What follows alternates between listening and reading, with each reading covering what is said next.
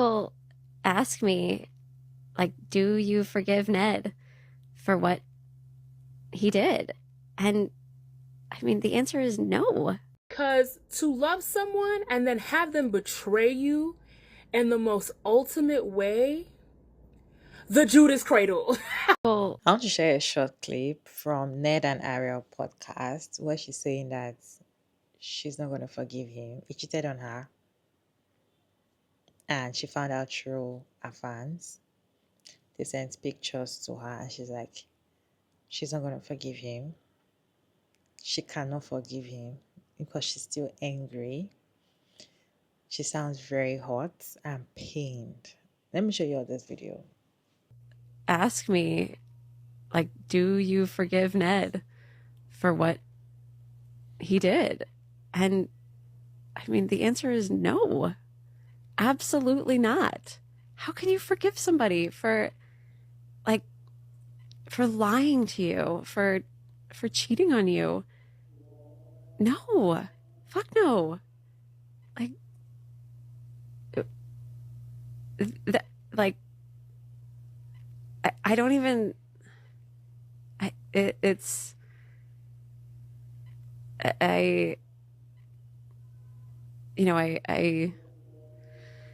sorry, I saw red for a minute. It's like, no, the answer is no. But also I feel like forgiveness isn't the goal at this point. You know, we've been together for a long time, and you are the father of my two beautiful children, and we know each other really well, and I you know, we've worked through a lot of stuff, and the fact that I can be around you and still, like, have a good time and, like, enjoy spending time with you and enjoy spending time with my kids, like, I think that's a win. Yeah. It's taken a lot of hard work to do that. Yeah. And it's kind of, as we've adjusted, we've recalibrated our relationship more towards a platonic friendship, and then, you know, it's just been challenging. But, like, I think we're getting to a point of sort of celebrating that and really, like, embracing it and accepting it for what it is, as we're, like, grieving the past. And, you know, it's hard to hear you saying, I don't forgive you. But of course I get it. I mean, you're still, as much progress as we've had, you're still very angry. Yeah, of course I'm angry. You know, we're talking about, like, not having sat in this position for 3 years, you know, and, like, yeah, of course I'm still angry. We lost a lot. There was a lot that happened 3 years ago.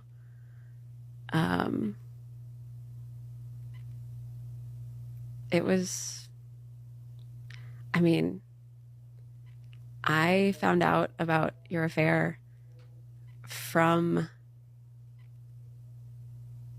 the fans. I mean, and I was so blindsided that somebody sent me a picture, and I couldn't, it was like my brain couldn't compute And I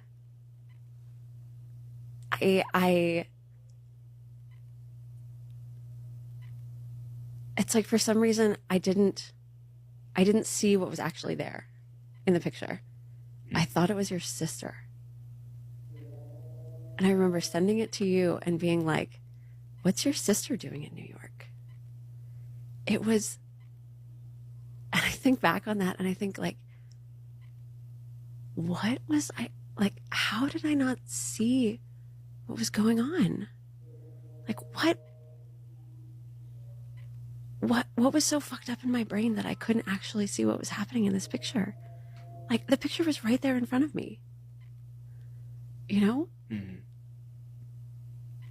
And then the pieces just started falling and falling and falling, and like, and then more pictures started coming in, and more pictures and more pictures and more pictures. Thing is, I don't understand why these men always see a woman that trusts them so much, love them so much, give them everything you can ever imagine. You know, when a woman loves a man, she does everything. And I don't know why a man will see that love, will see that care, will see that stuff, and they will just want to throw it away. Just want to hurt you and throw it away. I don't know why they do that, because, and the thing is, they feel like once they do it, you should still forgive them and things should still go back to normal, because of course men are wired to sleep with different women, or however they say it, when I'm wired to cheat on their wives or whatever.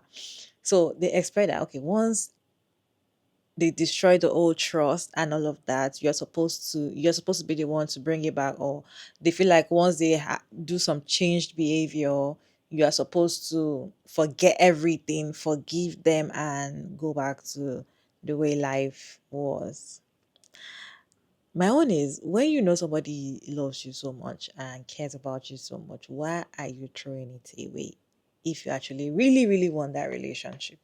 I have a reaction on this video. I'd like to know your thoughts about this video down in the comment section while I watch this reaction. Then I'll come back and share my thoughts. Have the complete and full trust and faith of a woman is one of the most rare and valuable things that you could ever have in your possession. And nothing makes me angrier than to see a man who had that precious, precious item and tossed it to the side like it was nothing. Women, it's hard to trust somebody completely, especially a man, because there's always that little part of you that goes, this person is bigger than me and stronger than me, and that's kind of scary. The way that we fear for our lives, the things that we see on TV, the way that we are even pitted against each other, it makes it hard to trust somebody completely. So to be able to unlearn that and still piece together your trust and hand it to another person is an incredibly difficult thing to do. And so when I see a woman who was previously full of optimism, believed that people were inherently good, and then suffered complete betrayal by a man, so much so that it changes her entire worldview, because now her trust is fractured. And I don't know if she'll ever be able to put it back together the way that it was before, because there's always going to be that little piece of her that says, well, I was betrayed before, what's stopping that from happening again? Ned Fulmer, when I catch you. So I watched the Ariel and Ned podcast episode via clips, because I'm not going to give him a view. But I will say this, she seems like she has not yet been able to unleash the full wrath of rage that she feels inside. Yeah. And I understand that so viscerally, because to love someone and then have them betray you in the most ultimate way, the Judas cradle. You get what I'm saying? Like, death row. Death row. Like, you can see in her face that she is still viscerally angry. Because he's like, because even when he asks, do you forgive me? She goes, no. Hell no. Like, and I feel like this was not the outlet for her, because I understand that she has 2 children. She said, I think one of them is 7, one of them is 5. And they are at that age where I think they're cognizant that their parents are like online personalities of some sort. And like, she never wants them to go back and like, as they get older, to watch, I guess, her trash their daddy. But in reality, I want her in a rage room. Yeah. I want her to like just I They want to are. watch her cope with how she's dealing with this. Cause when she went to that Taylor Swift concert with him and we were all like, Ariel, stand up, she wasn't with him. This was him trying to like win her back and trying to win her favor or whatever. And I think like she was really trying to, I think there's a part of her, and it's a part of most people too. It's like, I want to make this work because we have kids together. But when I sit down and I think, you ruined my life, you destroyed my family with your selfishness, I lost my job, I lost, we were making monetary income, making tee hee ha ha funny YouTube videos where I got to showcase my decorating skills, and I lost it all because of you and some box dyed brunette. I would be livid. I would be so mad. There's no amount of rage in my body that would subside after knowing I loved this man, and I know I could have done better. Oh, because Ariel is a baddie. For a Wahite woman, she's very pretty. To me, and I think there's a lot of anger that comes with finding out that this basic box-caked man cheated on her. Like, you could tell she was just like, and there was a part where I forgot what they were saying. I forgot what clip it was. She was like, oh, I'm seeing red. Hit him. Listen, I will support whatever she does. He can, I don't know. I don't know, bro. I don't know why you thought this was a good idea. It's time to go apply for the Citizens Bank something, because this ain't it. I don't know. I thought we had this love that like transcended. I don't know, but it was a fantasy. I trusted you so completely. We grew up together. We moved out to LA with just our car full of stuff. Like tearing up just thinking about it. We were just kids. It was a fantasy. I like to keep it real practical, so there's two lessons here. Number one, never invest in a man. And I'm directly speaking in like business terms here, okay? Historically, men are a terrible return on investment. We get celebrity news like this every couple of days, so that means in real life, it's happening on a massive, massive, massive scale. And when you look at all of that in terms of like business and investment, returns on investment, that is practically and objectively not a good deal for you as a woman. Never do it. Never invest in a man. Always invest in yourself. If anything, a man should be investing in you. Women are better at business anyway. Women are better with money. Let's be honest, whatever it is you're helping a man like get his start in or get invested in, you probably do it better anyway. This was very much true for Ned and Ariel. She literally just stepped aside, let him take the whole spotlight. The return on that investment turned out to be horrible because men do not understand sacrifice or hard work. And it's frankly because women do so much of that for them in their stead. It's really crazy to me how much men rail against hypergamy when they are the quite literal reason for it. This is why women want to go for men who are already established, have their own resources, or are like making more money or are better off than the woman herself. All that does is just decrease the chances that he is using you to come up. Like, men are so worried about gold diggers, but what do you call this? What do you literally call like your partner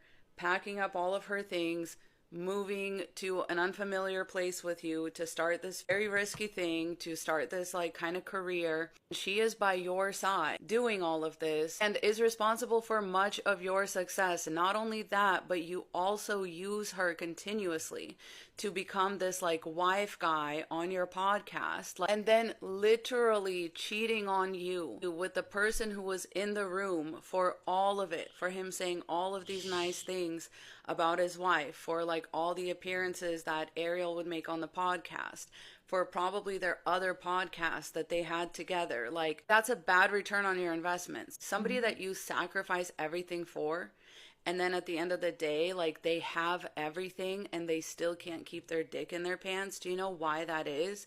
It's because they didn't work for it. Like women are creating Nepo babies out of men left and right because everything sits on your shoulders. Very few men are self-made, and very few men would be where they are without a woman sacrificing her literal dreams, goals, hopes, aspirations, career path, all of that, to hand it over to him, being like, hey, here's this. I'm going to go, like, have our children. I'm going to go stay home with the children. I will hold down the fort. You don't mess up.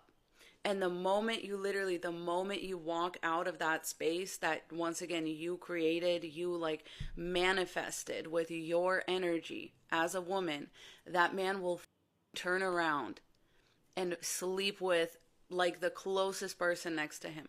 The closest person next to him. That's lesson number one. Men are a terrible investment. Never invest in a man. Always invest in yourself. If anybody's investing in anybody, it should be the man investing in you. It should be the man holding down the fort while you take a risky career move, while you like finish school, etc. That's what it should be. It should never be the other way around because that man will not appreciate it. Okay, and lesson number two, and actually one of my mutuals said this in the comments. I'll tag her below. Lesson number two is stop mistaking the mid-ass man in front of you for Prince Charming. Stop creating these complex inner worlds and narratives for these men that have given you absolutely no reason to do so. A lot of women confuse men's impulsivity for something bigger. It's like, oh, he wants to like pack up all of our things and move to LA, and like that means he trusts me and that means he loves me.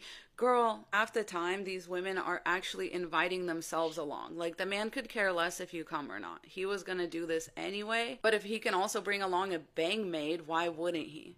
Like, why wouldn't he? That's the reason why so many women are just like falling back on extremely transactional dating techniques, because doing that really helps to dispel that delusion. You know what I mean? One of my podcast co-hosts, Gwen, always says this thing that like blew my mind when she first said it. Little girls are like growing up watching Disney movies and like being told fairy tales and whatever. Little boys are growing up watching, and women transition into like rom-coms and like romance novels or whatever. Young men just transition into worse and more degrading types of, which really explains why the moment that they get famous, they immediately go on a hunt for more puss. Like they're just like, I made it. I can be like one of the guys in the cornos now.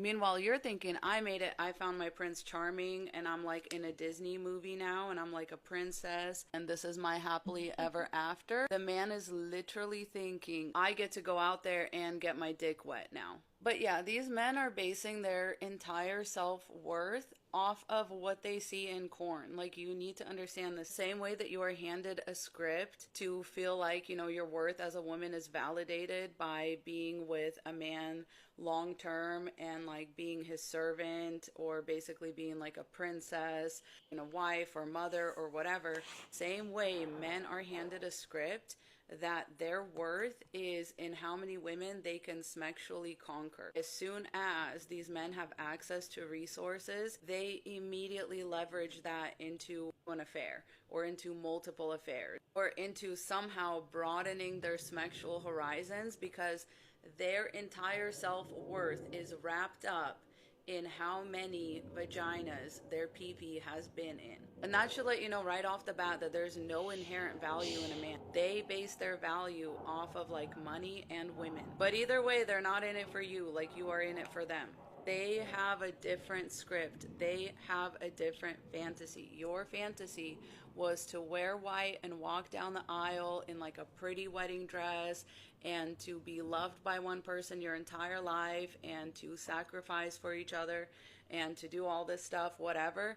Their fantasy is being a male porn star. Like, if most men were being honest with themselves, like, that would be the height of their aspirations. Or like Genghis Khan or some shit. Like, look at Elon Musk. Look at all of these powerful, rich men. They cannot keep their dick in their pants. And when they have money, they use it to buy proximity to women. Bonus lesson, if you're still here, this is why we don't date ugly men. We don't date men below our league. We don't date men that we are not physically attracted to. A lot of women think that that's gonna like keep them safe from a man cheating or from a man hurting them or whatever.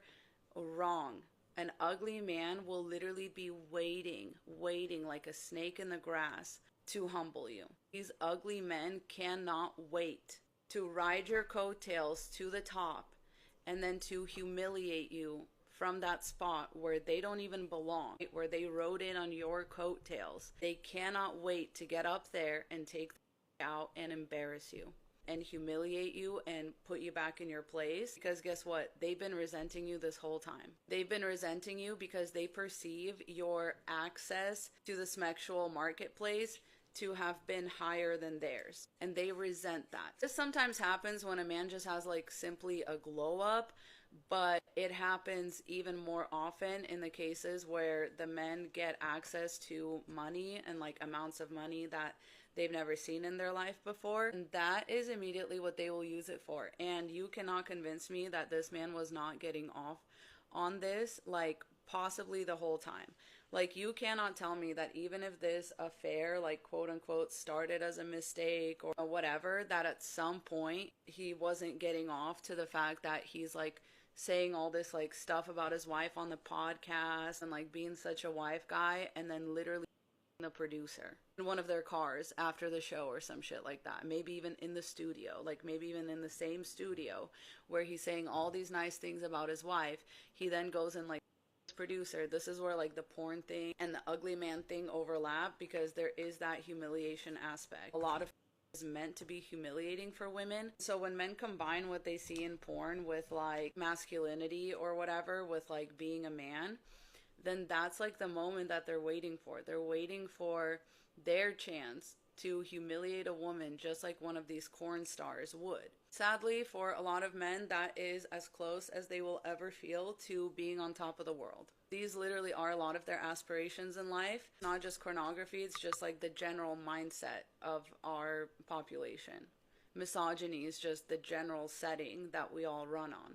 It makes it really easy to do things like this and then like not even feel bad. Just be like, well, yeah, that's just like what happens. I was falling apart too, and like everything sucked for me. And it's like, dude, you were the host of like a very successful podcast. All you had to do was not up, and you still up. That's pathetic. That's why I say like men are a bad investment. They'll take everything that they've been given and they will just squander it for a little bit of ego. All my love goes out to Ariel. Stay safe out there. I love you. Mwah. I kind of agree with one of the creators that was saying that she's like she's holding on to pain inside of her. With the way she's speaking, you can tell that she's trying to speak one by one, so that she's not going to say some things that she's not supposed to say on the podcast. I feel like she needs to let it out. So if she's not going to let it out online, she can let it out outside the podcast, or just let it out.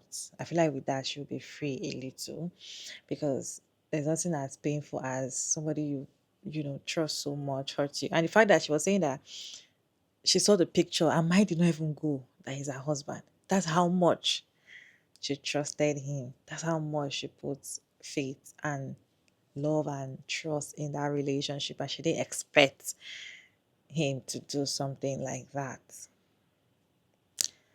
You guys. Also, investing in a man, no matter who he is, no matter, I feel like no matter how much he has also invested in you, do not invest in him. Do not stop your life. Do not be selfish, because these men will always think about themselves. I feel like at the end of the day, even when they kind of calm down and do whatever you want them to do at a point, they are doing it because they know where they are going. They know what they want from you. Most of them are actually using you for retirement plan. So they want you to have all the money so that they are going to enjoy their old age without working. They know what they are doing. So I personally feel like investing in a man is a terrible investment. It's better you even invest in your sister, a stranger, or something, like investing in your, might try the ones that you're married to, or the ones that you're dating or you're in a relationship with. Is a terrible investment, a terrible one. Because at the end of the day, when they hurt you, hurt your feelings, it destroys everything you guys build together. My love goes to her, really. I feel for her because it is really painful. You will not understand what that kind of pain or that kind of hurt is if you've not been cheated on before. And the points whereby you put in all your all in the relationship and they cheat on you, or you will not understand it if that has not happened to you. So if you see someone that is happening to, you kind of get it, kind of get what they feel, and I just hope she heals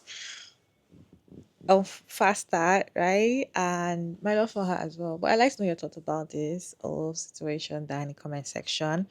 Respectfully, as always, your girl Mara Davis, and thank you so much for tuning in. I hope you enjoyed this one. Please like and share and subscribe, and I'll see you in my next one.